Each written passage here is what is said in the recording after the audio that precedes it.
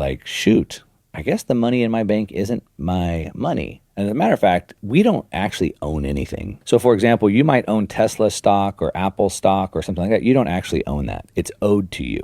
E-Trade or Charles Schwab owes that stock to you. You don't own it. It's a big difference legally. Money in the bank is not your money. It's owed to you. And legally, that's a big deal, right? Legally, if you owe it to me, but you go bankrupt, I don't get it. I have no ownership. That's why when you go to the bank and you try to send money to a crypto exchange, they say, nope, we're not going to send money because it's not your money. Yeah. They decide.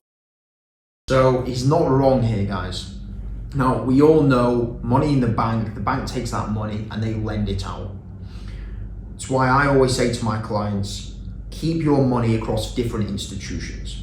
Because if something happens to one, we know that banking crises happen. We had one in 2022, but you are protected to some degree. So in the UK, the regulator will protect you up to £80,000 worth of deposits. In Europe, it's €100,000.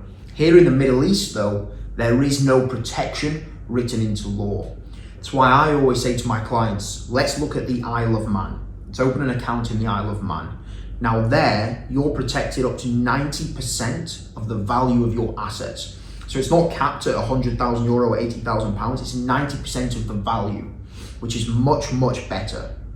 On top of that, when we're looking at opening investment accounts, I will generally look at institutions that ring fence clients' assets. That means they're held in the client's own name rather than sitting on the institution's balance sheet. So if something happens to the institution, because the assets are ring fenced, they're not sitting on the balance sheet, creditors can't come in and claim those assets. So there's a lot more protection out there, but in principle, what he's saying is spot on.